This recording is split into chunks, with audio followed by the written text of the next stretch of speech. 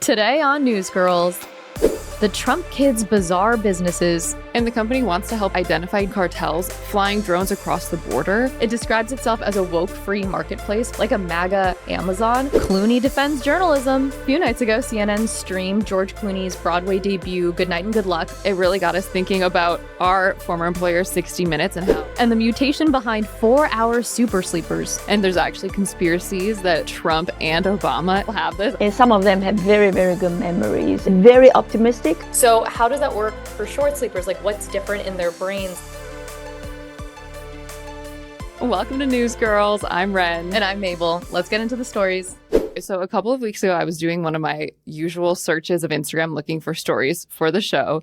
And I saw that Don Jr., everyone's favorite president's son, posted about a conservative publishing company that I've never heard of. And he also posted about a news organization I've never heard of. So I looked into both of them, and it turns out he founded both of those. And that kind of got us thinking about other random ventures that Don Jr. and the other Trump's kids probably have that we haven't heard of.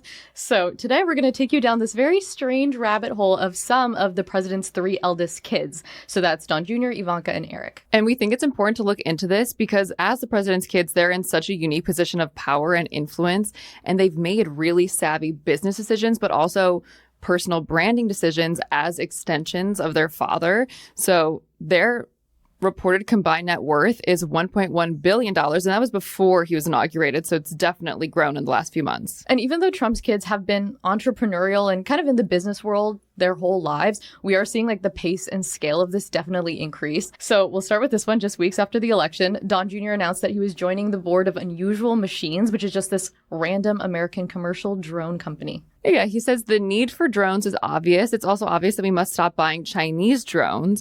And just from the announcement that Don Jr. was joining this board, their share price surged over 100%. And that just kind of goes to show, for better or for worse, how attaching the Trump name, which is how this family made all their wealth in the first place, and obviously now even more so, can influence the stock market. Like, who wouldn't want Don Jr. to sit on their board? And the company wants to help border officers identify drones because apparently in recent months, there have been reports of Mexican cartels flying drones across the border.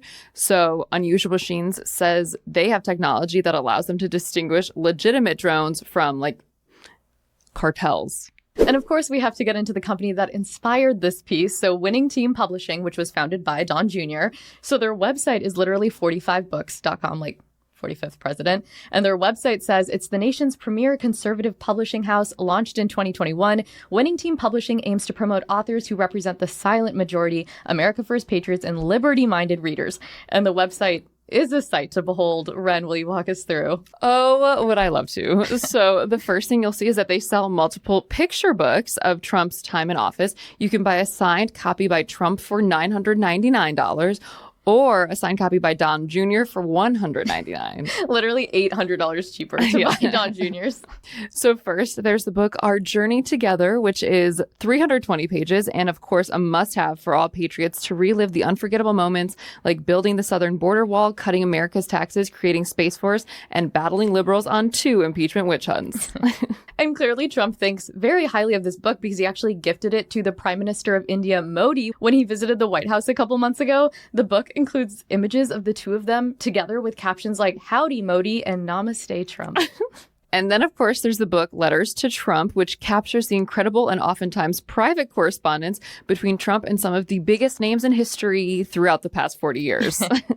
From President Nixon to Princess Diana, no book offers a glimpse into history quite like Letters to Trump. How did he know Princess Diana or Nixon? Like, that's crazy. And if you've read through all of those and you're looking for more, don't worry, because they represent books from Charlie Kirk, Marjorie Taylor Greene, Peter Navarro, Carrie Lake, and Don Jr. So his latest book is called Liberal Privilege, Joe Biden and the Democrats' Defense of the Indefensible.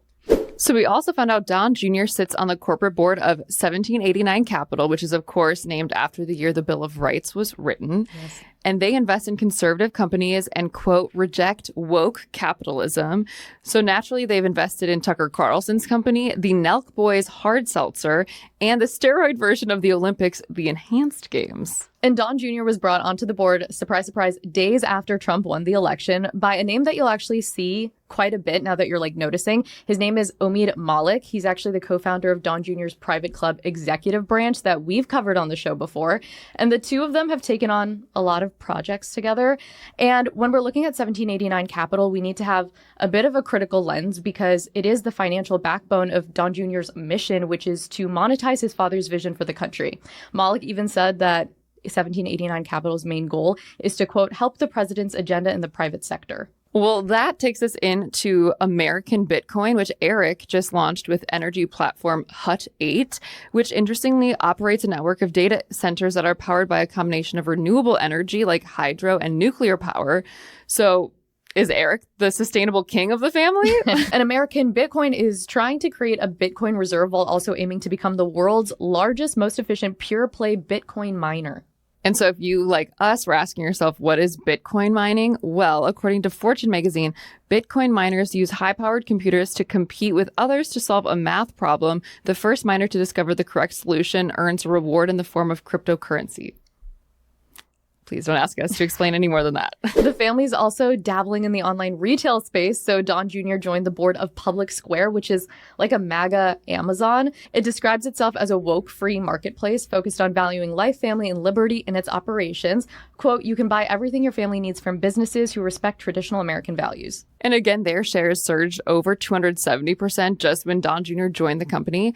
And this platform sells This Girl Loves Capitalism hoodies and Stop Supporting Commies shirts.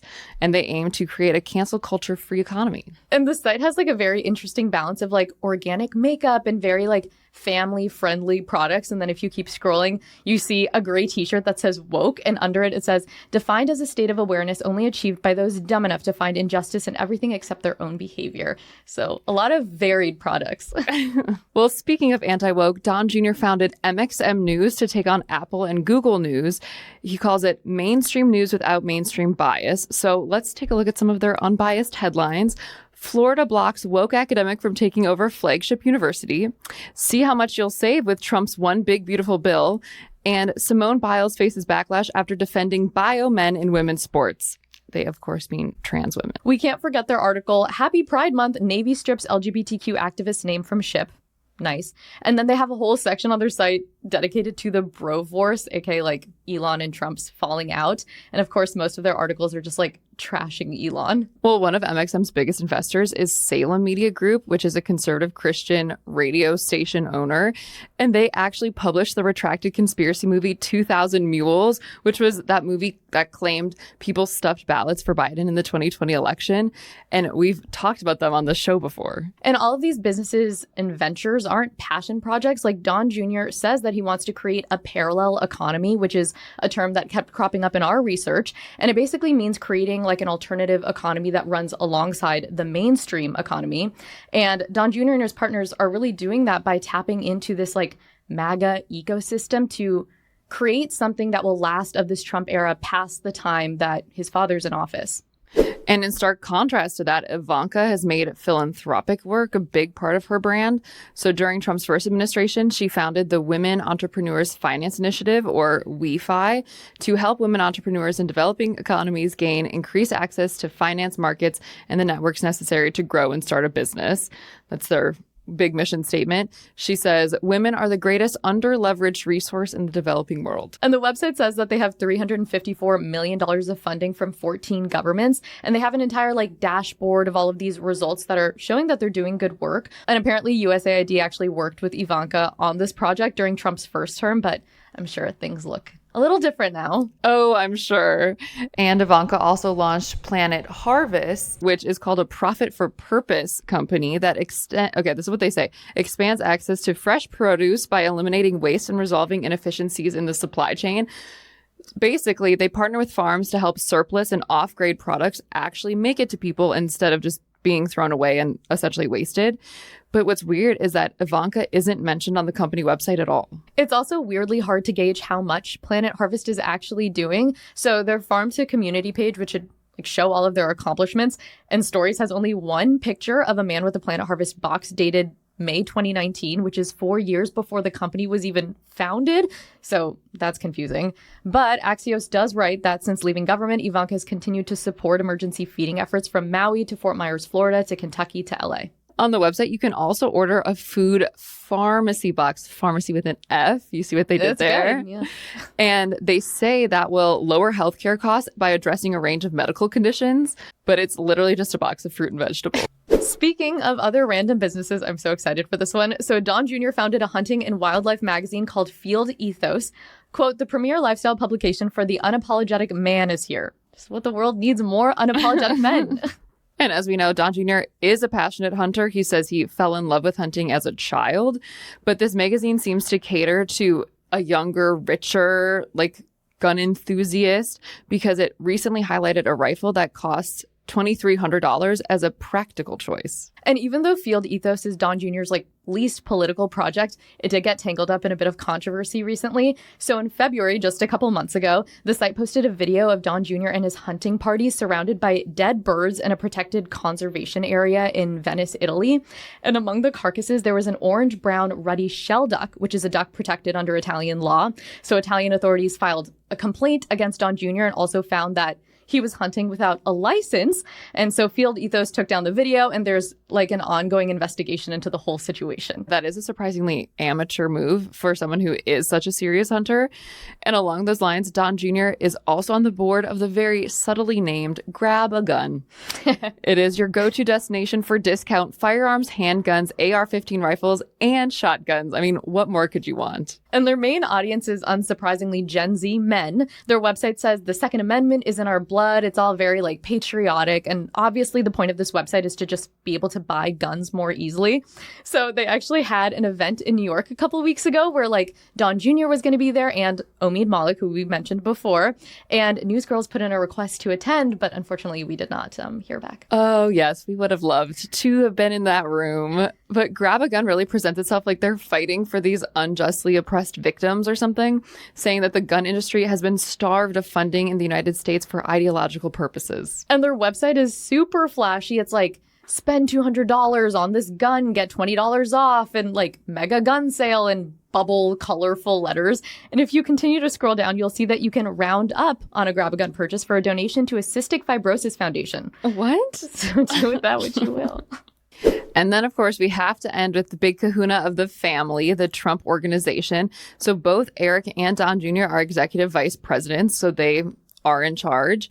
And since the November election, the organization has announced 12 international projects, a bunch in India, a bunch in Saudi Arabia, one in Qatar, UAE, and Serbia. And we've reported on the Trump Organization's ethics agreement that bars them from doing deals directly with foreign governments. But we're confused because a lot of their deals are with foreign governments, especially in the Middle East. But the organization does have a response to this. They basically say that the deals are joint ventures with companies that are doing businesses with foreign governments. But since Ivanka isn't part of the Trump Organization anymore, remember she stepped down in 2017 to join the White House, she can publicly and directly do deals with foreign governments. So she and Jared just closed a deal with the Prime Minister of Albania to build a $1.4 billion luxury hotel on an abandoned island that used to be a former Soviet submarine base. Right. So this resort is supposed to be like a 5-star luxury resort on the coast.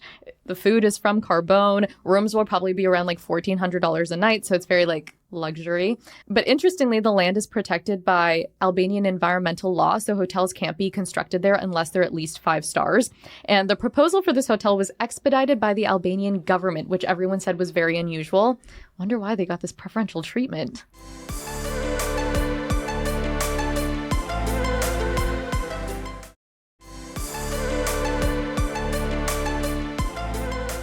So a few nights ago, CNN streamed George Clooney's Broadway debut, Good Night and Good Luck, live on their platform. And this was the first time that a channel has ever like live streamed a Broadway show. And it got us thinking, why was it important for this show right now to be seen by the masses.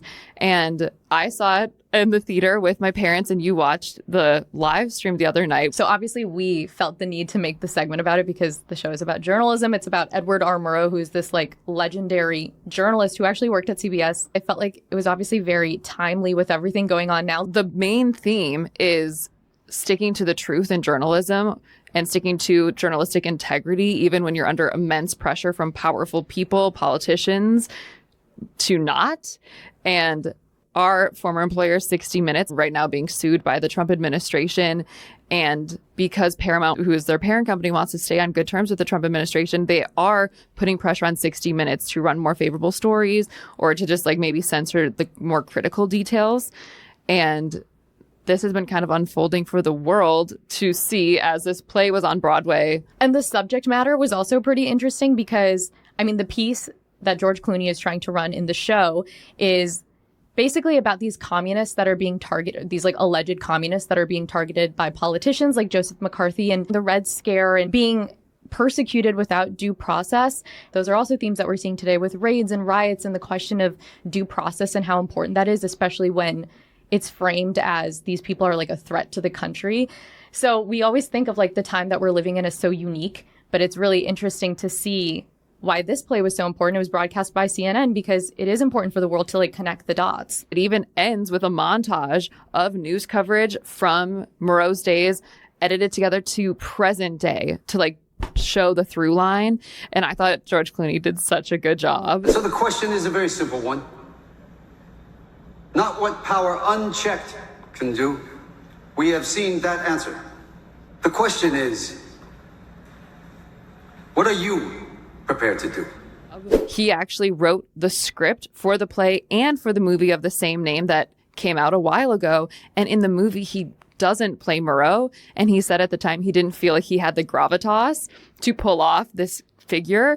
But since then, he's gotten married, he's become a father, he's aged, and now he feels like he can pull that off. And I thought he really did. Yeah, and like it did feel authentic. Like he is so involved in like politics and stuff now. Remember, like when Joe Biden was still running, he was kind of one of the first people to come out and be like, I'm not sure if that should be the case. So after CNN like ran the Broadway play, there was even like an Anderson Cooper, George Clooney like interview moment where like George Clooney was just talking about the importance of journalism to the public and how difficult it is for correspondents to kind of like push back on corporations that are obviously trying to make money and how journalism needs to, you know, speak truth to power and stuff. So he seems very passionate about the cause. Yeah, because of that, because of all his influence, it was really thrilling to be in the theater and be so close to him while he was portraying Edward R. Murrow. And I was wondering how that would translate, because part of the magic of going to any live event is that like you're in the room where it happens. If it's a concert or whatever, like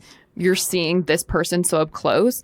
And then if you're watching that through a screen, you don't get that added element. So do you feel like it still translated without that? I think like the plot and the story and the performances have to stand so strong to translate like onto the screen. I do think they did such a good job. Like even the framing, I was surprised by this. Like I thought like the framing of a Broadway show is like you see the stage. That's not what it was. It was super zoomed in. So it kind of looked like a TV show.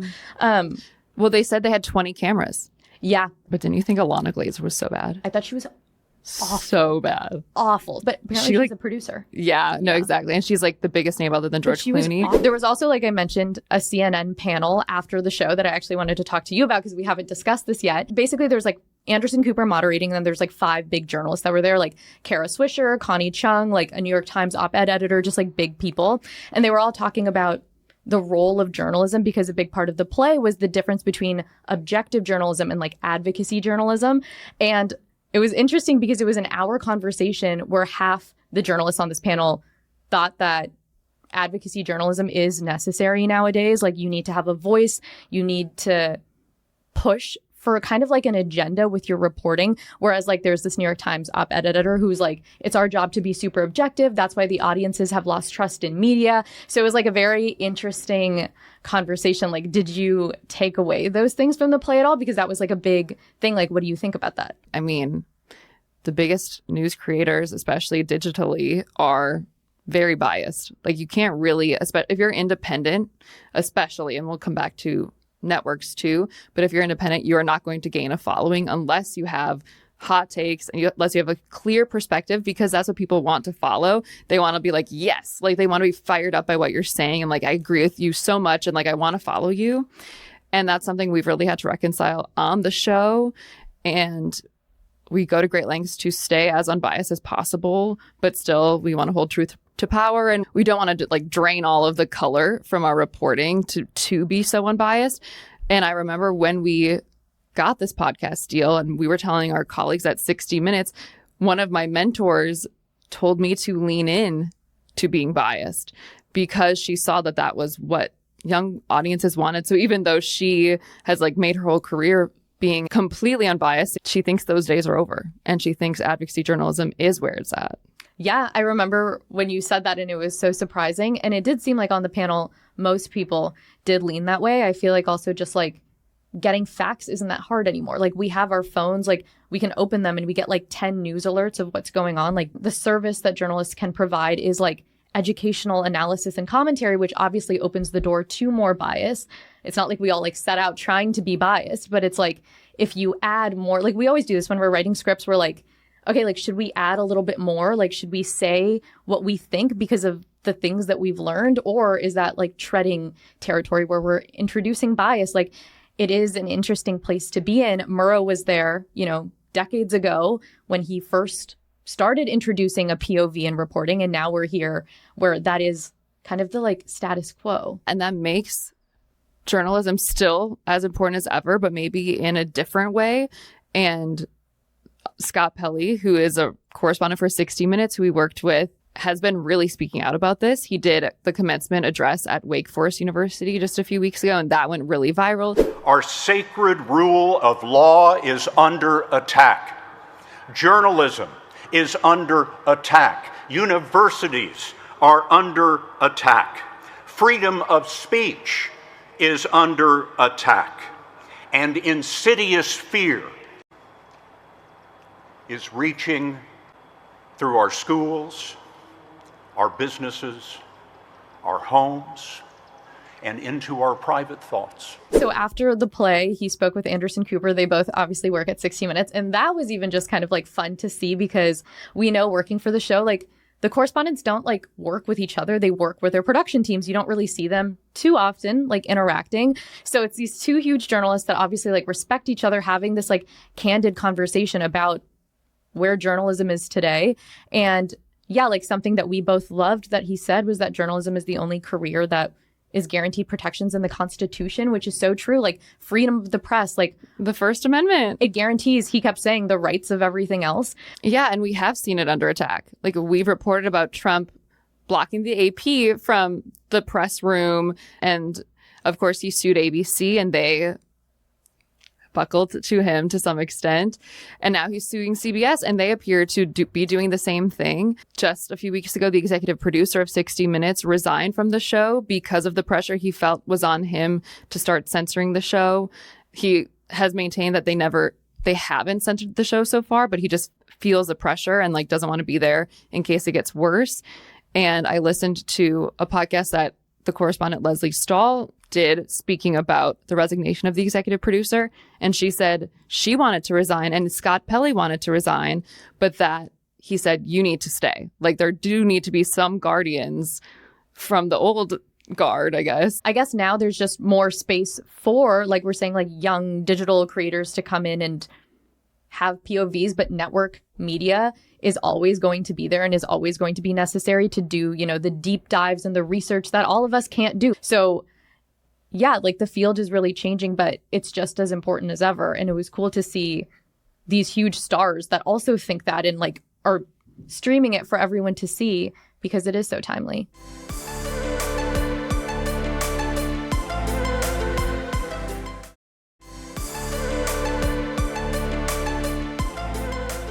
So Ren and I came across a brand new study on short sleepers, who are basically people who need 4 to 6 hours of sleep a night and wake up more refreshed and like high functioning than the rest of us. Yeah, they're sometimes called super sleepers for that reason, because their bodies restore themselves in half the time as the rest of us that need, like they always say, 8 to 10 hours to wake up and not feel tired. So when we sleep, our bodies and minds eliminate toxins, solidify memories, and generate energy for the next day. And for most people, that does take 8.5 hours.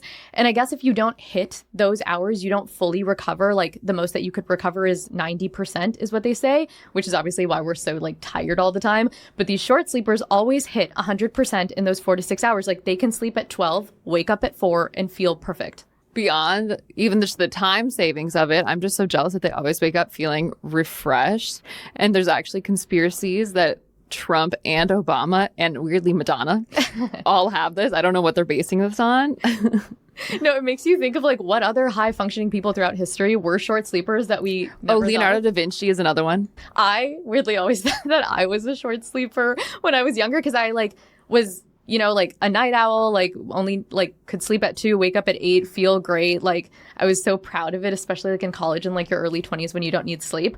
But I have realized that I'm most definitely not a short sleeper. Like now I need to hit 8 hours to feel like I can do anything. No, when we met, you famously didn't need a lot of sleep. I do think it could change with age too.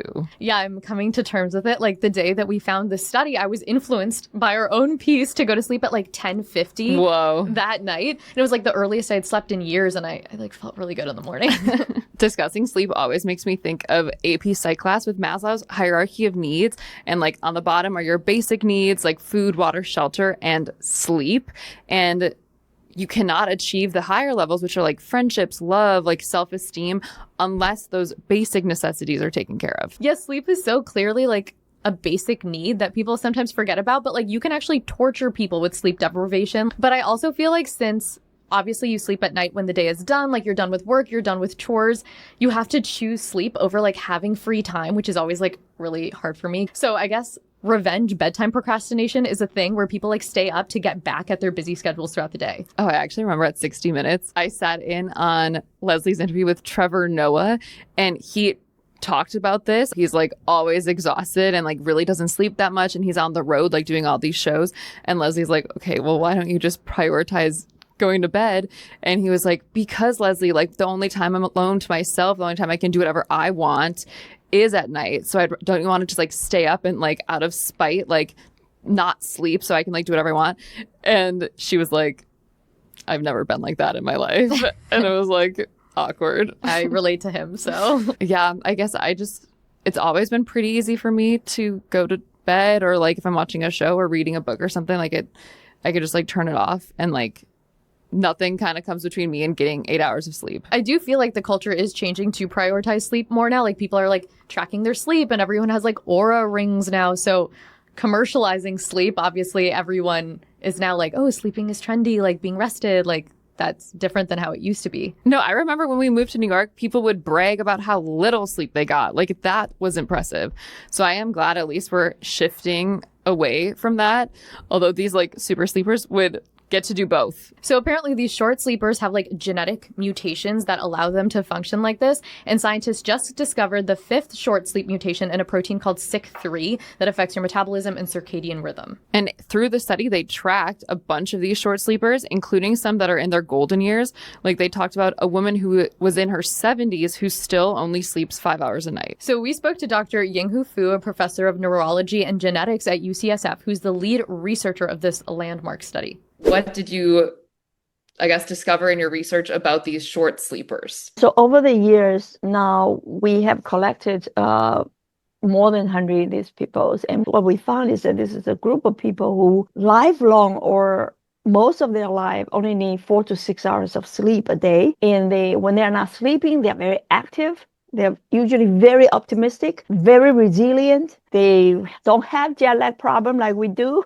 They can travel through many different time zones. And some of them have very high pain threshold, means that when they have surgery or dental work, they don't need Novocaine or, like painkillers. Yeah, and some of them have very, very good memories, and They usually are like really high functional people. And most interestingly, actually, they seem to live a long, healthy life. So these are people that we have been studying since, like I say, maybe really started from 2009 when so many people came to us until now. But we know that for like us regular sleepers, we need obviously 8 hours of sleep because we do go Yes. through so many different like sleep cycles and phases. So how does that work for short sleepers? Like what's different in their brains that they don't need all of these cycles that we do? They also need all those cycles, just like we do. And we haven't really figured out what is shorter, because when we look at the people, we didn't find clear answer. They get better restorative sleep than we get in 8 hours. A couple of years ago, we published 2 papers. We used Alzheimer as example to prove the concept that their sleep is actually help protect them from many diseases. And that's why they sleep less and live a long, healthy life. And how common is this in humans? Like, do we have an estimate? I would say very rare, but not more than 1 in 10,000, not more than that. So Wow, that yeah. is really rare. Yeah, it's pretty rare. And a lot of people email me or came to me, and after we look at it's not truly natural short sleepers. So we have pretty strict criteria. I think what happened is a lot of people do things to make themselves sleep less, like they eat certain food or they do certain things or whatever way to make them sleep less. Coffee. Yeah, so that's not really true. Actually, these short sleepers, they don't drink tea or coffee or anything. They don't drink anything to help them. They don't do that. Yeah. That is And do crazy. they dream? Like, do short sleepers dream at all? Is their sleep different than ours? Do we know? We haven't asked that. That's a good question. I think their sleep is just like ours. Are It's they just like, would you somehow say they're like heavier or lighter sleepers or anything? So these people, they usually, almost all of them say that when they go to bed, their head hit the pillow, they are gone. And when they wake up, they go. So they are really sound sleeper, very, very good sleeper. We know you have to be born with this mutation. Like you either have it or you don't. Yeah, most of people we study are really carry mutation, one single mutation, but I think it's not entirely impossible that people could have different mutation and maybe milder effect and all work together and make them this way. That's possible. And so we understand this is your area of expertise, specifically neurology and genetics. So will you continue to do research to try to identify these mutations? Like what's the next phase? So right now the lab have many different directions, right? We continue to recruit short sleepers to participate, and we want to continue to screen for mutations, and we're trying to understand the mechanism of why do they have better sleep than the rest of us. Because if we can understand that, then my goal eventually is to help not just people with sleep problem, but everybody get good night's sleep, right? Because we have enough data to prove that if we get good night's sleep, we can actually live a long, healthy life, right? Essentially, these short sleepers prove to us, right? So essentially, that's our goal, right? We want to get there. Hopefully, I can reach there before I retire. Do you anticipate like a commercialization of this? Will there one day be a way for us to all like take a pill and sleep really, really well and be these super active, like amazing humans? Yes, that's what I want to go that route, right? I want to have a big research team, but I also want to see if I can figure out something very simple, right? Let's think of it as a supplement or whatever, right? To replace caffeine or better than caffeine, right? Because caffeine, it make you awake, but you have a backlash problem, and it doesn't really help you with your restorative function that we need to do, our bodies need to do when we sleep. So this pill or whatever supplement we take can help us do all those things like the short sleeper and live a healthy life. So that's what I want to do. That's so appealing because we'd have like double the amount of in the workday. Exactly. Well, if you want to go, if you want to work, that's great. But you can also have more time to enjoy many other things, right? And I think also economically will be a huge impact, right? We don't spend so much money in fighting against diseases, and it's just unbelievable. I think unbelievable potential for future humanity. Well, thanks so much for tuning in. Don't forget to like and subscribe. And next week, join us to hear from a New York Times fashion critic on MAGA style. Bye.